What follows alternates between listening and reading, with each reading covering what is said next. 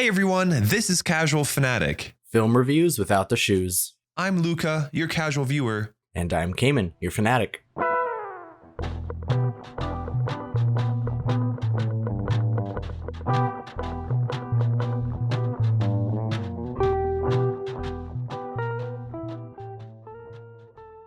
Cayman, how are you doing, my dude? I am doing pretty good, my dude. It is melting here. We've still got a few patches of ice here and there, but not stuck in the house anymore, so that's good. Oh, that's huge, yeah. Wait, so melting, you mean like all your snow that you've had finally out there is disappearing? Well, yeah, we had like a solid week. Well, I had 3 days where it was just constantly below freezing, and then the next like 4 days after that, it would get up to like 40 during the day and then freeze again during the night, which meant all of the like top layer of snow was like melting and refreezing and melting and refreezing, and it just got like super slippery.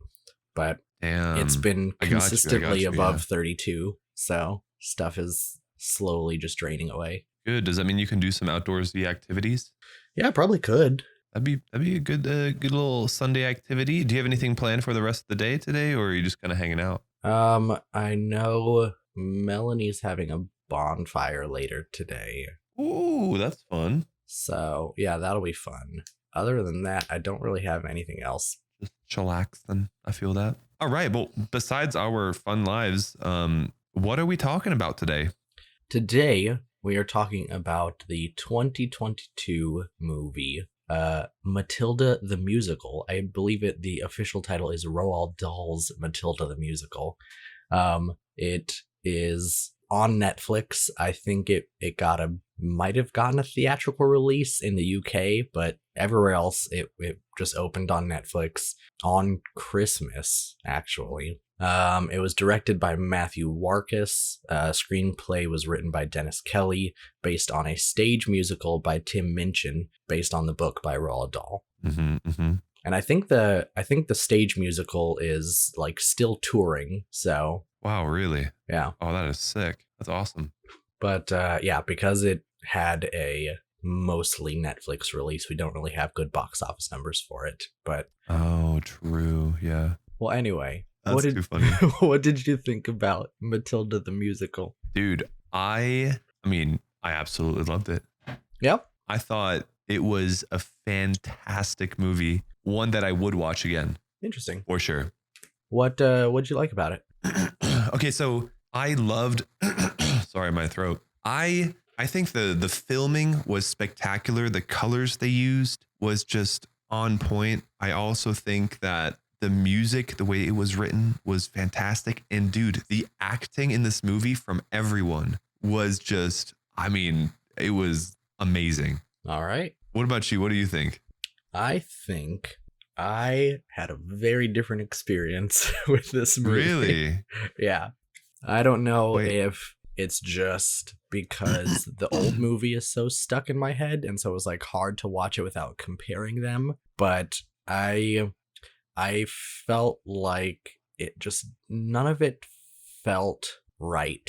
Like everything was just a little bit off and not in a good way. Oh, that's interesting. Wait, why? Like I said, this is probably just, it felt weird because I'm so used to the original movie. But I felt like in that movie, it was like normal situations, but then everyone, like the people were very extreme. And in this movie, it felt like the situations were very extreme and the people were like kind of normal. And I felt like that, I don't know, it felt weird to me that there was like all of these crazy, like the world is crazier in this movie, but the people are not reacting to it as intensely versus the other movie. Like nothing that happens is that strange, but the people are like so emotional and intense about every single thing. And I feel like that's more interesting to me. Interesting. Yeah, I don't think I cared as much about those other people as I did in the original movie, like you had said. I get where you're coming from though, for sure. Like as an example, and this isn't a spoiler or anything, but I feel like in the original movie, talking about like the Chokey, in the original movie, it's like it's just an old closet with some nails in it, and it's like, yeah, that's crazy, but it's like relatively normal. But everyone, like, when people talk about the Chokey in that movie, you can like feel the fear, and it feels very intense, and everyone is actually scared of being thrown in this closet. Versus this one, the Chokey itself is like this super crazy thing where it's like this hand-built shed out in the middle of a rainy forest that's like chained to the ground, and it's like super, super crazy. But then I feel like when people talk about the Chokey in this movie, they don't feel as scared about it. They're just like, oh no, the Chokey. You know what I mean? I mean, when it was mentioned, every time the kids did, get extremely scared. I mean, But but it just like do they we want didn't to have a feel as spoiler? scared. Do we need to talk about spoilers first, or do we want to just go into it? We'll just we'll come back to this, but Okay. I guess let's put a pin in that for now, and we'll move on to the box stingray. I will go first this time, and I'm going to say a musical adaptation of Roald Dahl's charming story about a girl with extraordinary talents who stands up to adults. I don't know. Okay. All right. Matilda, having grown up in a world that is not as colorful as everyone else's, has spectacular mental magical powers that she uses in order to protect the ones she cares about. That's good. Yeah. All right. This says an extraordinary young girl discovers her superpower and summons the remarkable courage against all odds to help others change their stories, whilst also taking charge of her own destiny. Standing up for what's right, she's met with miraculous results. Okay. What are we thinking here? I don't know.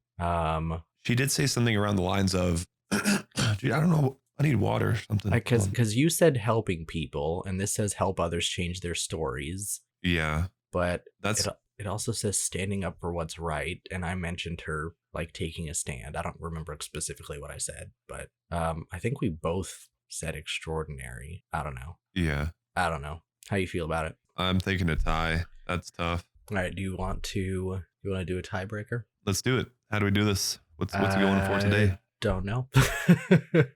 Let's say, okay, how old do you think Alicia Weir, the girl who plays Matilda, how old do you think she is?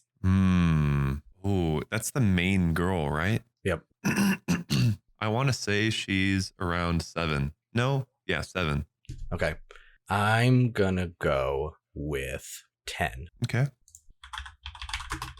And whoever's closer wins, I guess.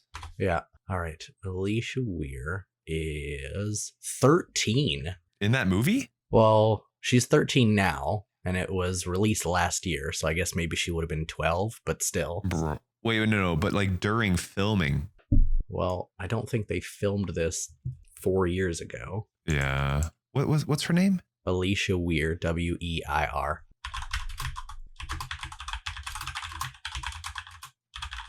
Yeah. 11 to 12 years old. Yeah. Wow. What the hell? I was even thinking, I was like, when I first like asked the question, I was gonna say 12, but then because you said 7, I second guessed myself and went down to 10. Yeah, I don't know. I thought I was going off of her teeth and her voice, like what it sounds like. I guess voice isn't very good, but like to have the teeth missing there in the sides like that at 11 to 12, is that right? I don't know. Yeah, that feels right.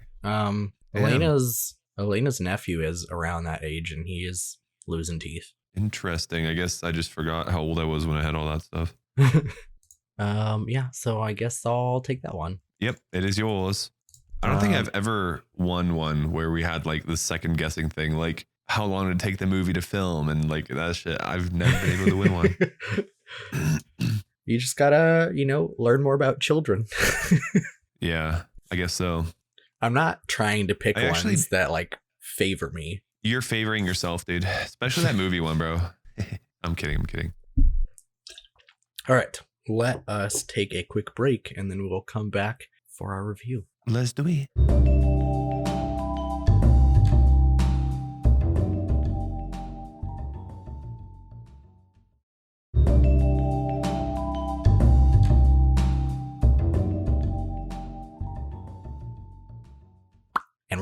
We are back. Welcome back, ladies and gentlemen. We are about to get into the spoiler section, I believe. So, because this is a newer movie than the last 1996 Matilda, we have to invite our guest in to let you guys know that this is the spoiler section starting. So, here he is. Ladies and gentlemen, and others, this is the spoiler section.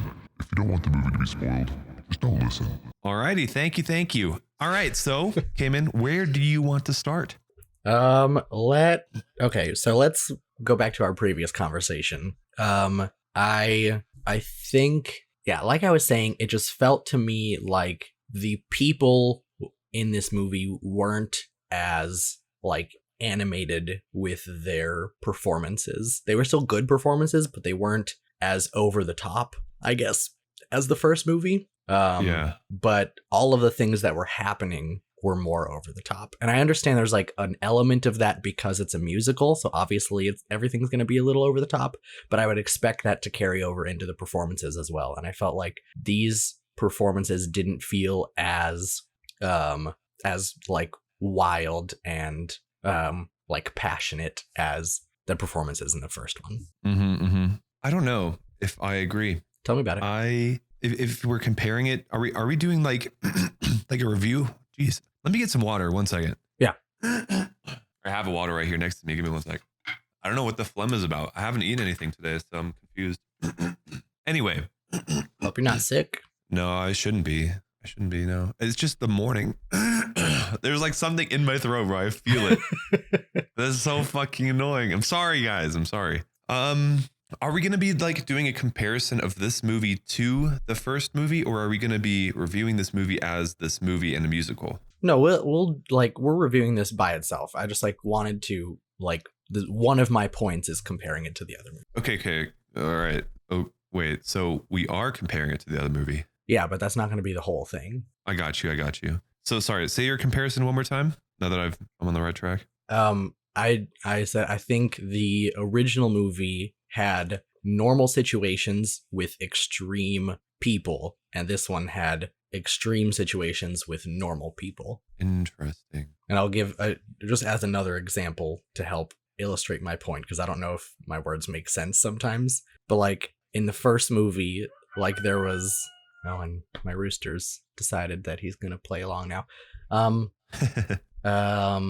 the 1996 movie, there's a scene where Matilda puts hydrogen peroxide in her dad's like hair oil, right? And it bleaches his hair, and that's like a thing that hydrogen peroxide does. Like people peroxide bleach their hair normally, so that's a pretty casual, like that fits within reality. But the reaction to that and like her gluing the hat on his head is like they like make a big deal about them trying to like yank it off of his head, and they're like in the middle of a restaurant tripping over tables and like food flying up in the air, and it's this whole big thing. And then in the new movie, they don't show what she puts into his like hair product, but it like turns his hair like neon green, which is like, unless she put literal hair dye in there, like nothing would do that. So that's like a very unrealistic situation. But then they like only briefly freak out about it, and he's just like upset in the morning. He's like, oh, my hair is green. And then when she glues the hat on his head, he just wears the hat the rest of the movie until the very end, and they don't like rip it off his head like they do in the original. So it's like, well, they tried to though. Yeah, but it was like a very brief scene and like in the background. It wasn't even like the focus. Yeah, I think there was a part with the hair dye to where she showed what the bottle was, and the bottle was a platinum blonde hair dye, extra strength. And I remember her putting it into like his hair product or perfume, and maybe that like had a different reaction to make his hair go green, because I remember them showing the bottle. All right, I don't remember seeing the bottle, but even if they did, I don't know what kind of blonde hair dye would turn your hair green. Yeah, I don't know. But as for like the glue part, I mean, I get kind of where you're coming from, and I understand you saying that in the movie, OG movie, they had very extreme people and not situations. But I think I think for musicals, I don't know. I feel like the people, maybe not the kids as much, but like I still think they were pretty extreme with, Trunchbull and her outfit and the way she talked to people and the way she did the same throwing thing with that Yeah. one chick and her pigtails. I don't know. I do think like the magical effect that they gave Matilda with like the glue was a little bit too much. But for some reason, I think the fact that the people weren't as escalated, they changed that into everyone became a singer. And that's, I think, what, spoke to me the most. It was like all of a sudden, like all of these kids are just like, for every situation, there's a song. And it really expresses like the mood and the theme so that the characters themselves didn't have to do that. Yeah.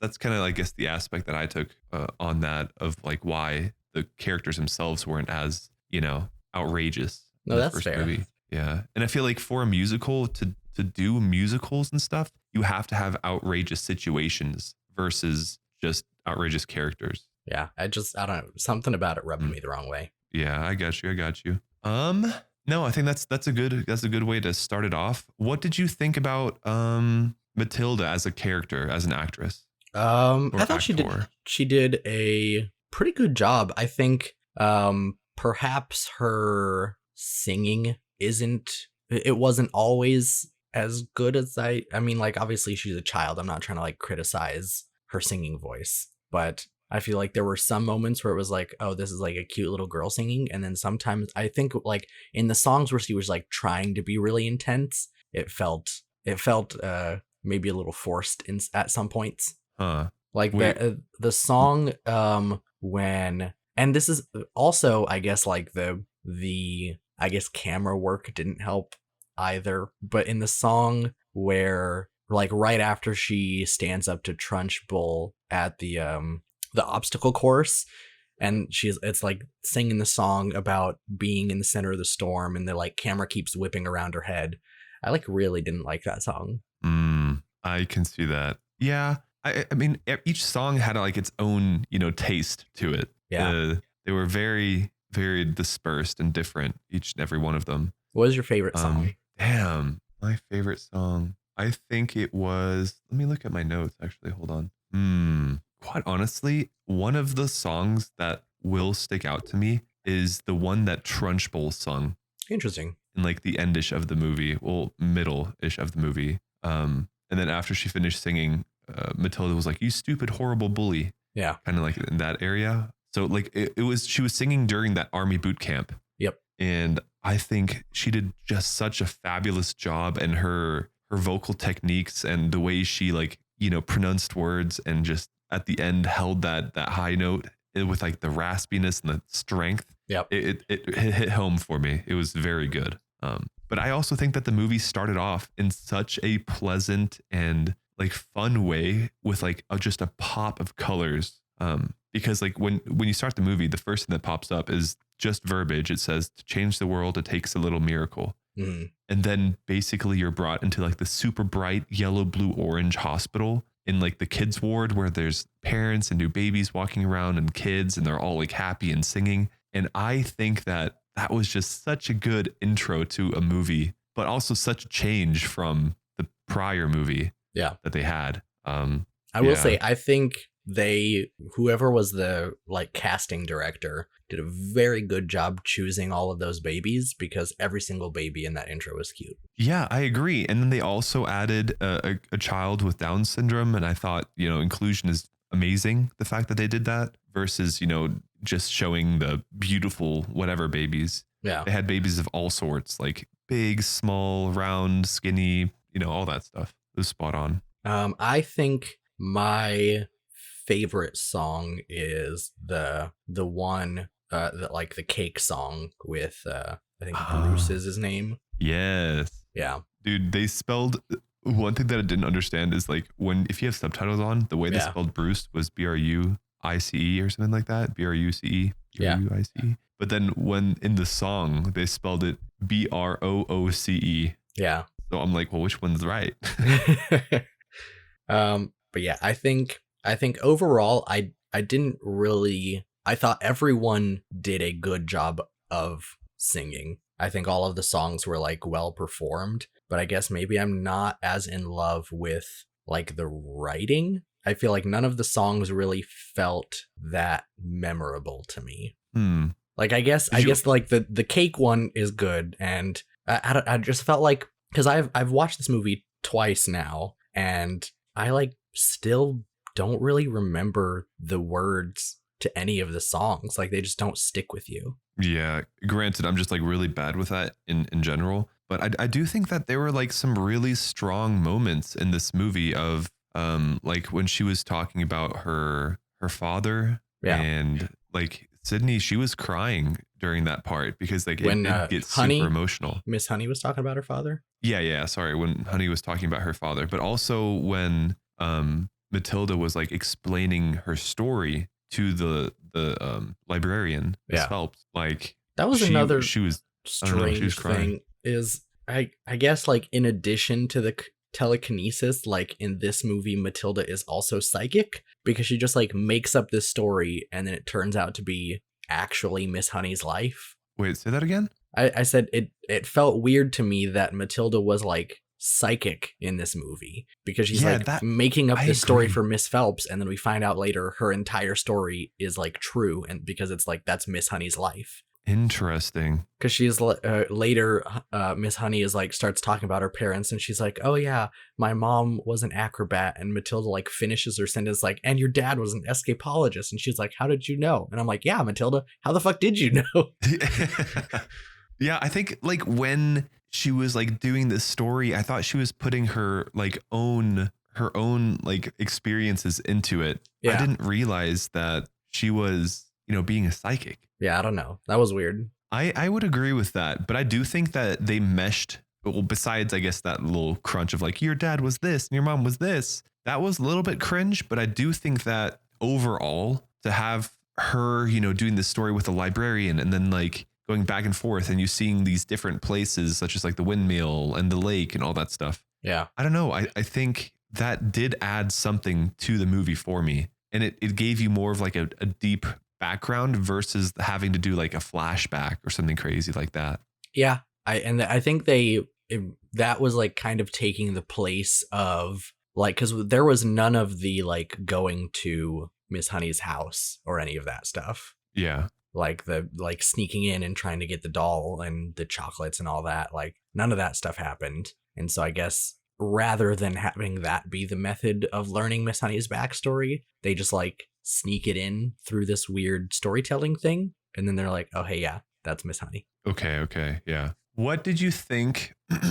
Oh, I also think at the very beginning, the Doc singing was very good. I thought he did a good job. I was a little confused because it felt unnecessary. And I guess like not every song has to be necessary, but I feel like, I don't know, every other song was like main characters. And then there's just like this random doctor singing that we never see again after the opening scene. Yeah. But he did a good job. Yeah, I agree. Sad that he didn't come back at one point, later in life, but whatever. It is what it is. I think that the children that they had placed in the movie, like the children choirs that you would hear singing and like the acting.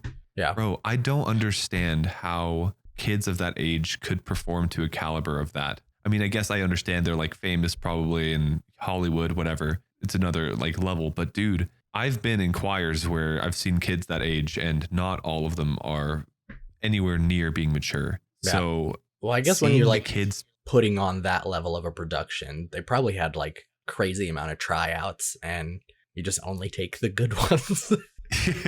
I mean, yeah, true. But dude, I mean, amazing. I can't say it in any other way than that. Like, I think that the performances of these kids were just spectacular. Yeah. Like, I don't know. It's just something about the way they performed and amazing. I don't know what else to say it.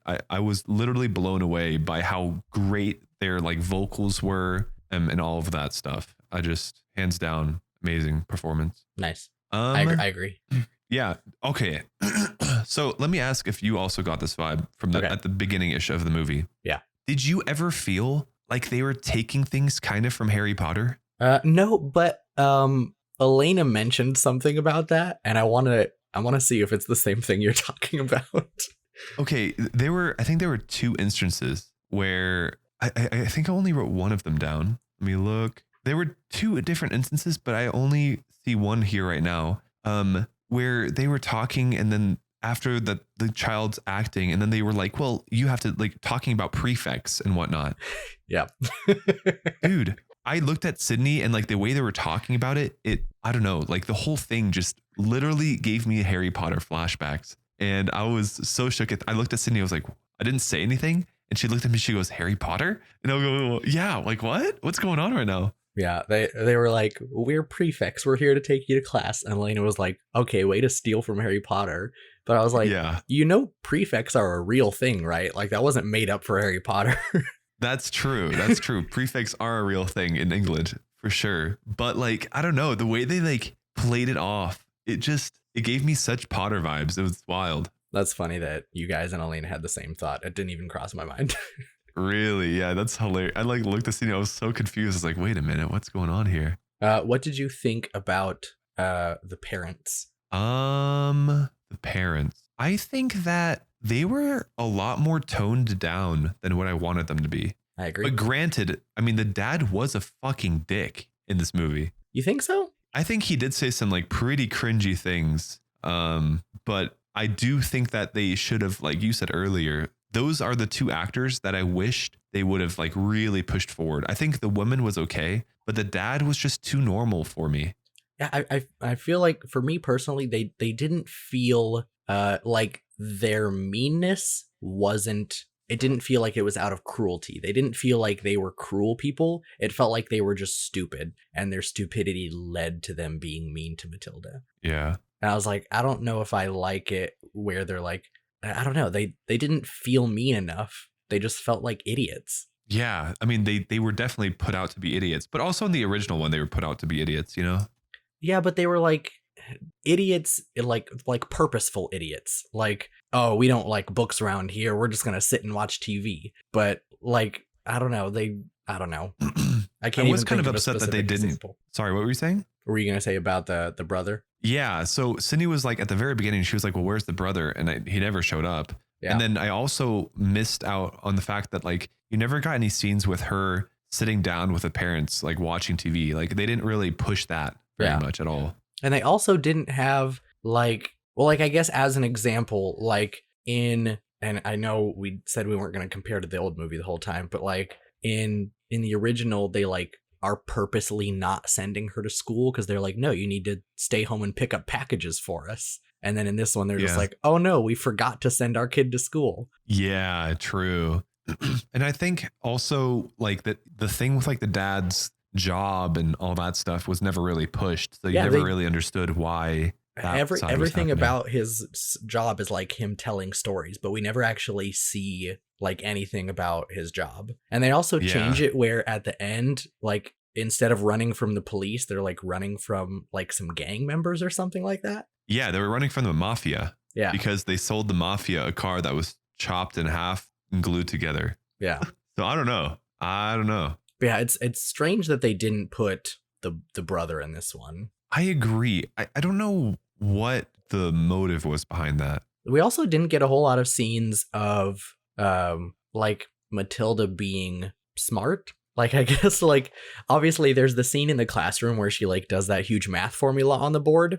But I feel like the whole thing where it was like, oh yeah, Matilda like learned how to take care of herself at 3 years old. And she's like making pancakes by herself. And like, yeah, like, I don't know. I felt like until you get to the classroom and she does that formula, there's nothing really in this movie that's like, oh wow, this is a really smart kid, aside from her like reading a lot of books. I agree. Oh, that's true. Yeah, I don't know what that's about. They didn't really, I don't know. She gave the vibe. She gave off like this energy of being extremely smart and all of that jazz, you know? Mm-hmm. But I don't know.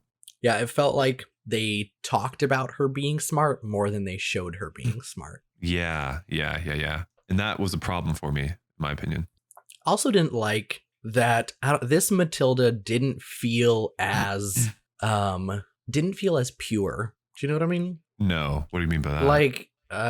Like she was just like being a troublemaker, but without any good reason. And like, I don't know. It's like, I really am trying not to constantly compare to the old movie, but you'll have to forgive me a little bit.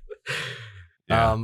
But like, I feel like in like even going back to the whole like dyeing her dad's hair thing in the original movie, she did it because her dad said, when a person does something wrong, they have to be punished, and she like in her mind takes that to be like, oh, so if my parents do something wrong, I have to punish them. Like that's the right thing to do. Right. But then in this one, she's just like, I'm mad at my parents, so I'm gonna fuck shit up. And even when like later when Miss Phelps like specifically tells her, she's like, remember, 2 wrongs don't make a right, and she just goes, unless they do. And I'm like, okay, but that's not the right attitude to have. Yeah. I don't know. I think that's tough. I don't like rebellious the Matilda. musicals. Say what? I'm sorry. Are you? Oh, I knocked my mic. I was just saying I don't like the, I guess, naughty Matilda. I felt like before it felt like she wasn't necessarily being naughty. She was just doing what she thought was right. Yeah. But this Matilda like true. has a whole song about specifically about being naughty. Yeah, that's fair. That's fair. I don't know.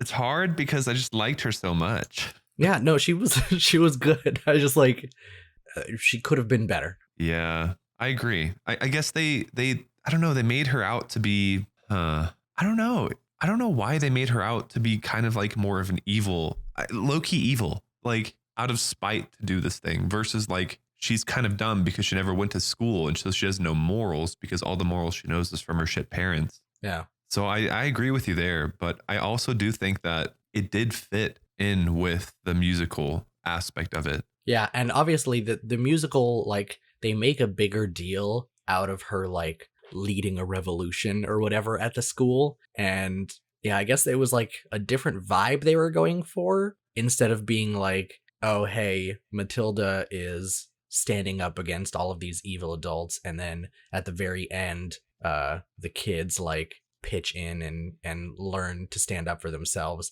But in this one they're like kind of from the beginning they're just like looking for like ways to start trouble. And like even like I don't remember his name. They don't really, I feel like I only know one other child's name because they like really don't mention any of the kids' names in this movie.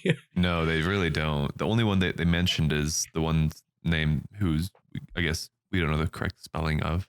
Bruce. Yeah. Yeah. There's also like Lavender was the other girl that started with her. And I think Amanda is the girl with the pigtails, but I'm like yes. racking my brain to remember those names. I mean, granted, you know me, bro. I don't know anyone's name, so it is what it is. But the kid with the curly hair who like poured something on Trunchbull's seat. I don't even remember what it was, but like with the curly hair. Yeah, and then remember they like hide him under all the coats. Oh, Nigel. Okay, yeah. Go me. I wrote his name down. Good job. But yeah, Nigel, like without any input from Matilda, is like already pulling pranks on Miss Trunchbull, and I feel like that's something that none of the kids would be doing if they were as scared as they should be. When did he do that? Was that like an honest prank or? Yeah, because he was like he was like, oh no, Miss Trunchbull's angry because someone poured something on her seat. And it definitely wasn't me. And then he was like, but her leg stuck to the chair, and everyone laughed. Yeah, true. It was just like things like that, I guess, is what made it feel like the children weren't as scared as I feel like they should be. But I mean, they did give like a super scared vibe, like at the very beginning of the movie. And it was like extremely military too. Like, yeah. And like also the way it was shot in the school, I thought all the shots within the school were pretty cool. And also Miss Trunchbull's like office with all the cameras and stuff. That was weird. I mean, it felt very like 1984. Yeah, honestly, true. Yeah. But again, granted, I mean, I feel like that did show the fear of like her basically counting down, you know, give you 10 seconds before, you know, whatever. And then they start running all over the place. Yeah. So I feel like that did show some fear, but well, I guess maybe just from a physical standpoint, obviously Trunchbull in this movie is played by Emma Thompson, and that she's not the most physically imposing person. And obviously they Yeah. like put prosthetics on her face to like give her a big jaw. But she's like in the movie, you can clearly see her like wearing lifts on her boots. Yeah. And I feel like that made her also less scary because it's like, you're not actually think that big. so? You're just like trying to look big. I don't know. I think her outfit was on point. Although I will say the first time you were introduced to her, the shot, it was just straight up boob. I don't know if you noticed that. I did not. But dude, like the first shot where she's like introduced, the half the screen is her boobs. That's And hilarious. I like that Sydney. I was like, dang, those are some big boobs. And she was like, are you going to write that down? I was like, no, I'm writing this. It's a cool outfit. Oh my God. But then like afterwards, like in the middle of the movie, Sydney was like, man, I wonder what like her cup size is. Oh my God. Because they're just so big. It takes over so much of her physique in that movie. That's funny. Yeah. But I don't know. I think, yeah, maybe Trunchbull wasn't as scary as the OG one. Well, because she also like, we even talked last week about how like a other Trunchbull was like literally growling at kids and like acting like Yeah. an animal. And Yeah. like, I don't know. I feel like this Trunchbull didn't have that same level of ferocity. I agree. That was missing. That animalistic character of like, she doesn't care about kids at all. And then they also made her in that musical during like that military training she was putting the kids through. Like it Yeah. went into her imagination and all of a sudden she's like swinging on the swing Yeah. and like the whole thing with her like falling in love with horses and she has like curly blonde hair. I'm like, this is not a scary person. Yeah. Yeah. I mean, that did take away from it. But again, like to me personally, that just adds to it being like a musical. It's like this like big pull like forward and backward of, Yeah. you know, emotions of like different displays of these characters and like really bringing color into this movie with song and with visuals. And I feel like with the old movie, if you did keep it so rigid and so like animalistic and whatnot, it maybe wouldn't have come over as much as a musical as they may have wanted it to. That's true. Yeah. I also think another thing that I felt a little weird about is so during the intro scene with Trunchbull, she has the song about you have to always follow the rules and you can't stray from the path ever. Mhm. And she's like made out to be this huge stickler. But then later during the cake scene, she like specifically changes the rules after Bruce finishes the cake. And she is like, oh, sorry, I'm actually still going to punish you anyway. And I guess I would understand if they were like trying to point out like that, like saying she is a hypocrite and like, yeah, she talks about the rules, but she doesn't actually follow rules. But I feel like the movie never calls her out for that. And it even like there's a moment where Matilda like even specifically says like, no, you said that if you finish the cake, he would be forgiven and you're cheating. And then I thought for a second that this was gonna like they were going to confront her about this and be like, why aren't you following the rules since you like rule so much? But then she gets mad at Matilda not for calling her a cheater, but for saying no to her. And I'm like, I think you focused on the wrong thing there, Trunchbull. Mm-hmm. I'm trying to think of that scene and what I understand what you're saying, and I think I felt the same way, but I feel like I had another feeling come up with that scene of like my question was not as much of taking the stance on, you know, telling the truth and following the rules. Yeah. For me, it was the word no. Yeah. I was just really confused why Trunchbull was so against that word the whole time. And they put so much emphasis on that versus the rules even. Yeah. And I think maybe that's kind of what, you know, pulled me away again from Trunchbull being so like having such a military persona. But then, I mean, I guess in the military, you don't like the word no. You just want yes, ma'am, no, ma'am kind of thing. But that's the one thing that like stood out to me versus, I mean, the rules thing was definitely a flaw of her, you know, after the cake and then changing the rules and into her favor. But again, she's not a good person. And I think that's kind of what they were trying to do. So, and I think I didn't get the same, I guess, satisfaction from her being thrown out of the school this time, because it was like Matilda just throws her out with her telekinesis and like tosses her out the window, and then Miss Honey goes and picks up the keys and she's like, okay, bye now. But yeah, like in the other movie, it was like this whole sequence of her like walking down the hallway and all of the kids are like throwing food at her, and it felt like more of a triumphant moment for the children versus this one is just like Matilda took care of it. Yeah. I don't know. It's strange. They made Matilda seem way more powerful than Trunchbull at times. Yeah. And Matilda's powers in this movie were like insane. Like, first of all, we already talked about the fact that she is apparently a psychic, but then she I guess I don't know, there's no like hard limit to telekinesis, but I feel like the biggest thing she does in the original movie is like I don't know, she picks up one of the other children and like moves a painting around. But in this one, she like creates like a giant monster out of chains. Yeah. Well, not a monster. She it's supposed to be the dad. Yeah, Miss Honey's dad. But still, I don't know. It was crazy. Well, the thing that I thought was weird about that is like right when she touched it, the chains all fell. So I'm kind of like, how does this work? Yeah, I don't know.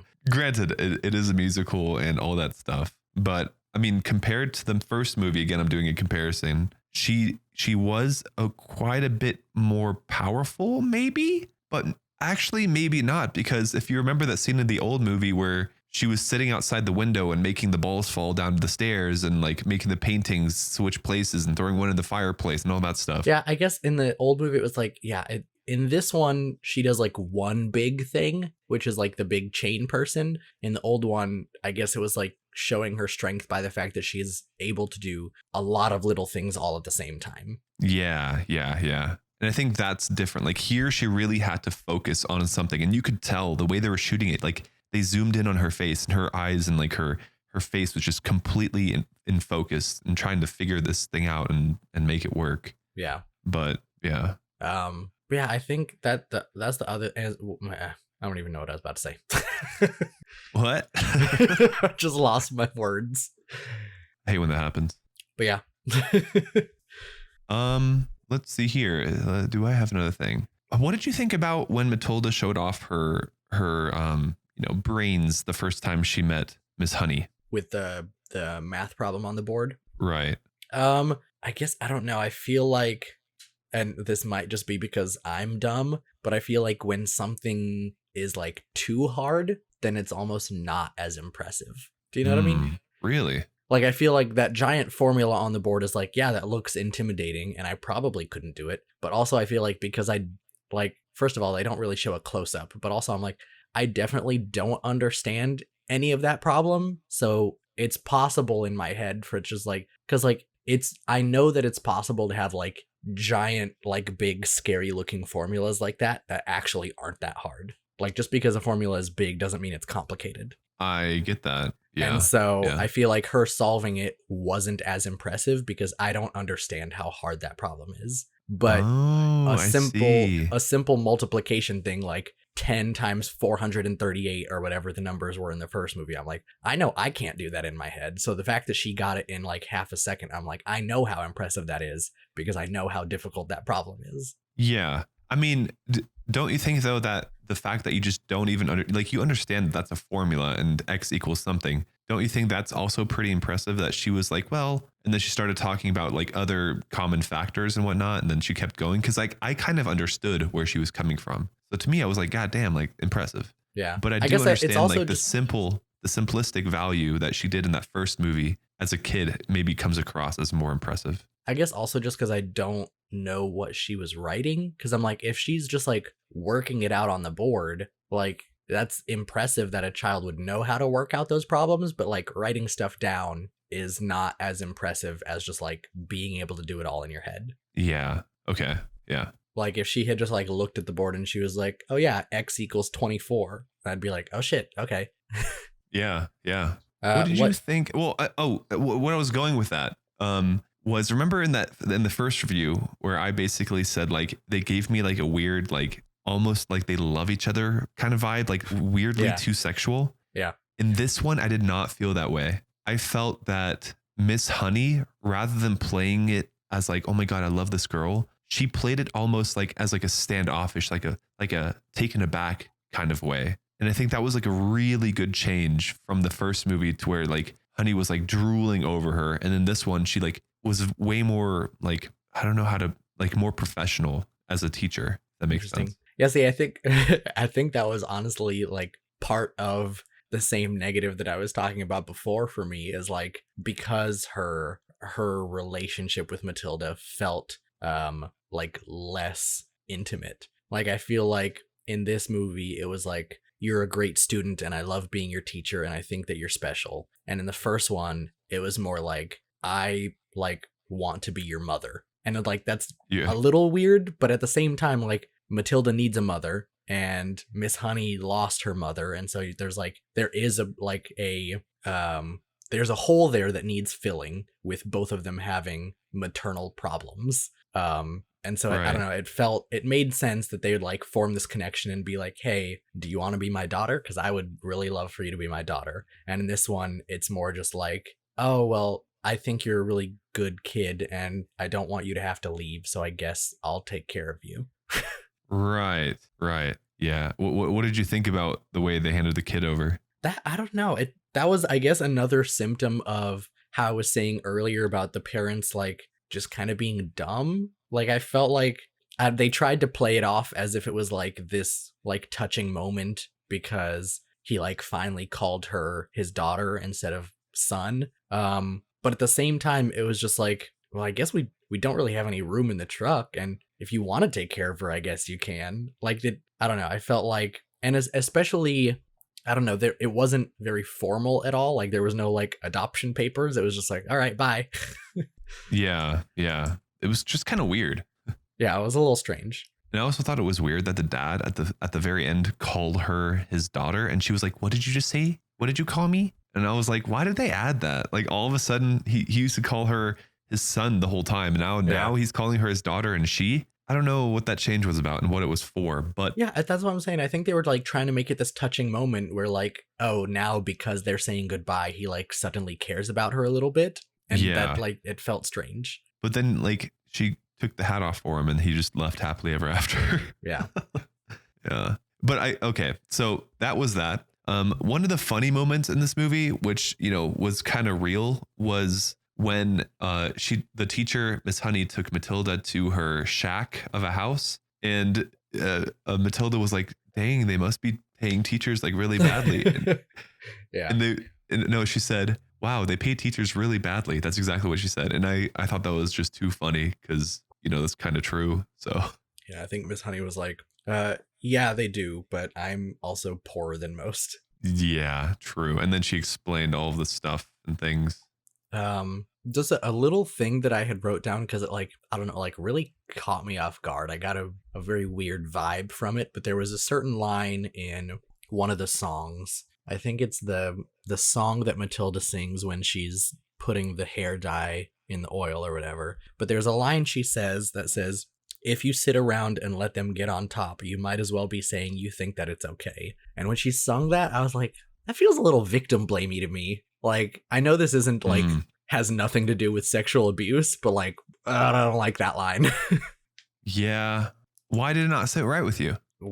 Because what about it? What do you mean? What about it?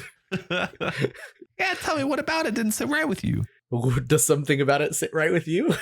No, don't flip it on me now. I already explained my problem with it. Yeah, I guess. No, I agree with you. I just wanted to see, your explanation in depth.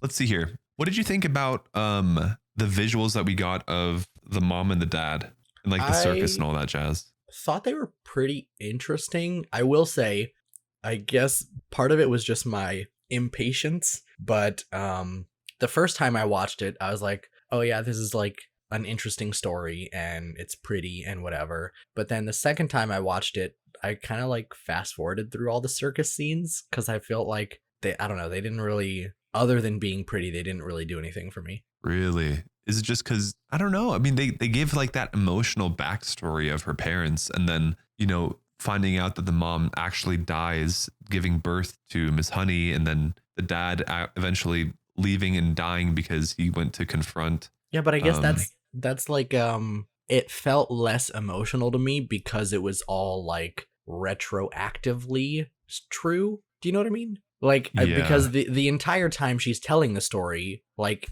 you're led to believe that she's just like making it up. And so I'm like, oh, this is just a made up story. So it's like, it's not that emotional. And then at the end of the movie, it's like, oh yeah, all that stuff happened. And so I'm like, oh, well, like I can't be I can't be retroactively emotional about it. And so You weren't emotional about it from the get-go? not really. No. Really? I was. That story was drawing me in, and then like the pauses that she did because like she didn't know the rest of the story yet, it like drew me in even more, just like the librarian. I don't know. I guess maybe I'm heartless or something, but I didn't hit me that way. Damn, you cry during every other movie, but not this one. That's crazy. You cry during Avengers movies, not this one, bro. What? Sorry. Sorry, Matcha. Well, you know, from my perspective, I think it was like extremely emotional, and also Sydney, it was super emotional for her. I didn't like cry or anything in this one, I don't think, because I was taking it more like literally as a story. Yeah. But then like when I did find out like, wow, like this actually did impact Honey, and like you can see the pain on her face and in her story. Yeah. I will Like, say I that's kind when it kind of hit. of called it pretty early on that it was going to be Miss Honey's backstory, because first of all, like I get they're trying to be inclusive or whatever, but it felt weird to me that Matilda's made up story was about two black people. And then I was like, what other black characters are in this movie? Oh, just the one teacher? Okay, cool. Yeah, that's fair. That's true. And then especially when like Miss Trunchbull came into the story and they were like, oh yeah, the evil aunt had like the contract. I was like, oh, okay, so these are Miss Honey's parents. I get it now. Yeah. No, I'm with you on that. I feel like I did low key know prior to, but it hit me more emotionally when I finally found out, and Honey was there to show her emotions. How crazy on would the it be subject. if like their kid was like the doctor or some other random black person? Bro, that'd be such a twist. It was like the doctor at the beginning. Yeah, that's what I'm saying.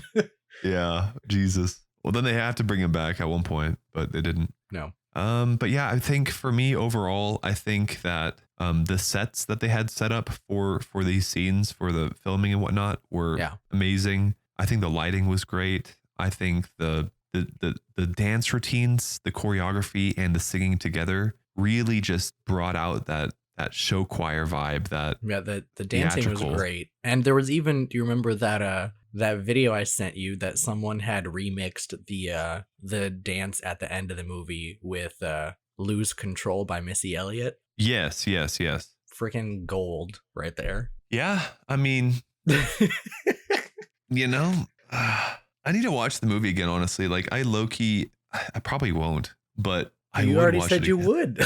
I know. No, I'm saying I would watch it again, but then if I would get to it, I'm like, oh, well, I already watched it.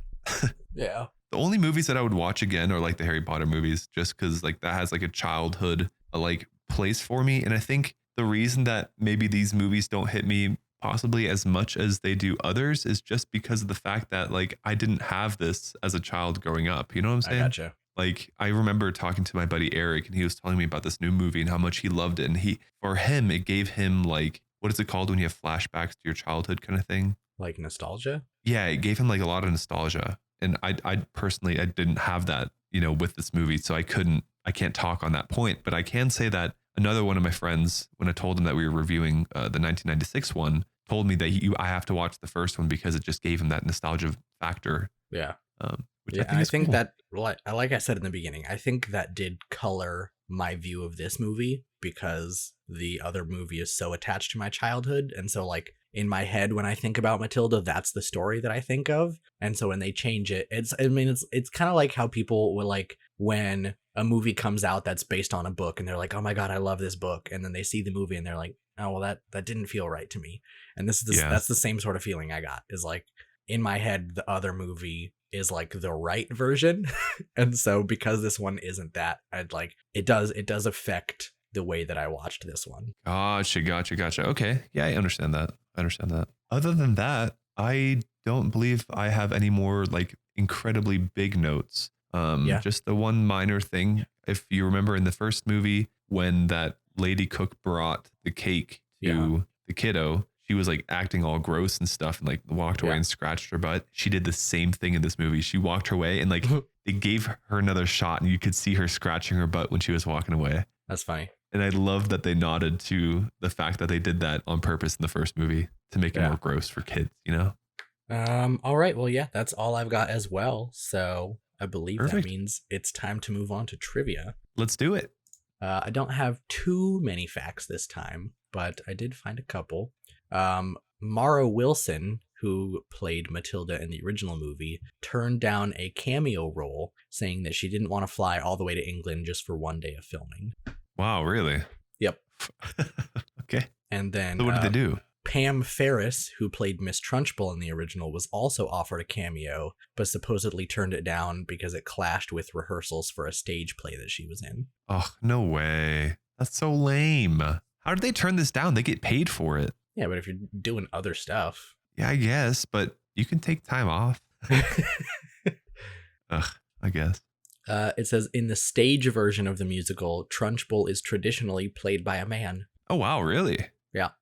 I think that kind of takes away from it, though. You think so? I don't know if I enjoy that. Yeah. Like, why wouldn't it be okay for it to be a woman? Why can't they just make it like why a man? I think it's just a choice to make, because obviously Trunchbull is meant to be a very masculine woman. Uh-huh. And so I think it probably just makes it easier. I don't know. Interesting. Maybe to put a strong man up there.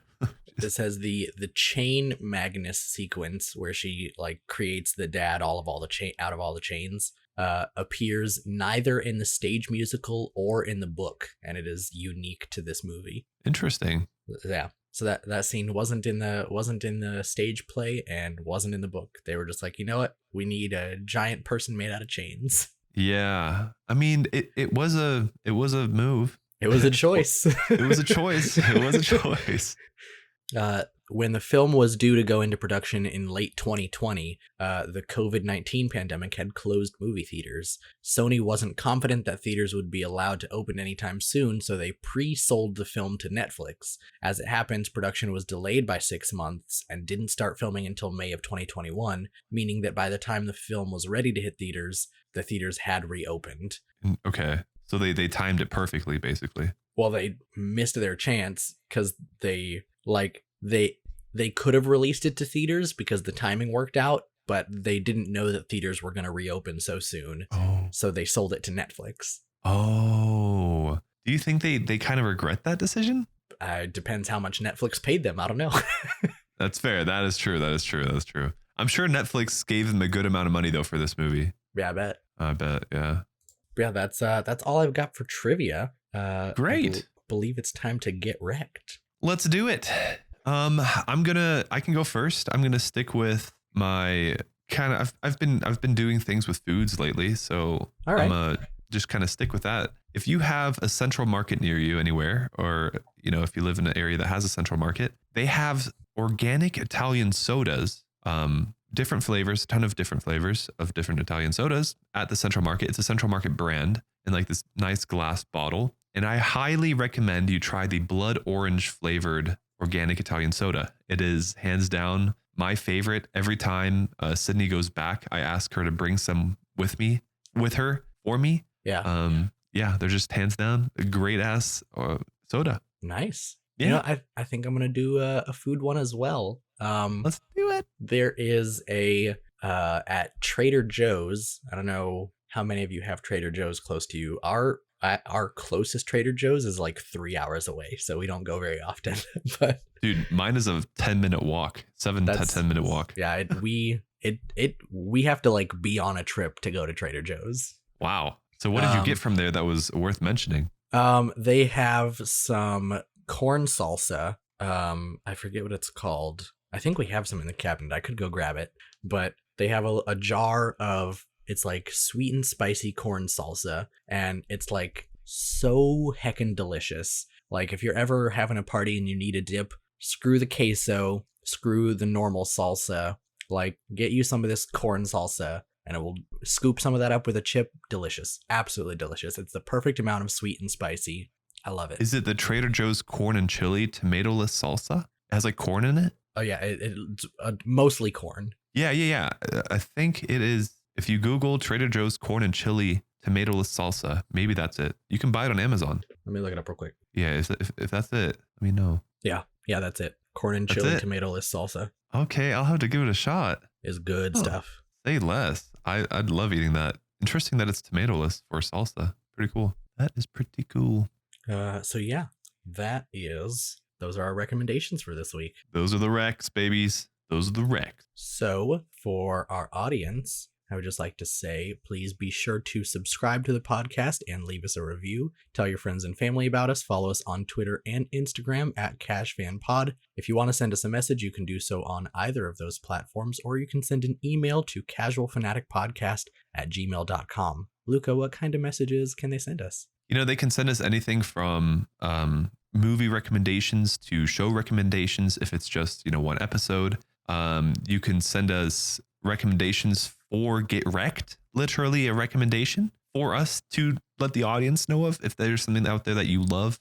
You can also give us tips and tricks for things that you could see us adding into our podcast, things that you like in our podcast that you wouldn't want to change. But yeah, around, those things. And I also just want to say again, thank you from Kim and I both for being listeners. We do truly appreciate you all.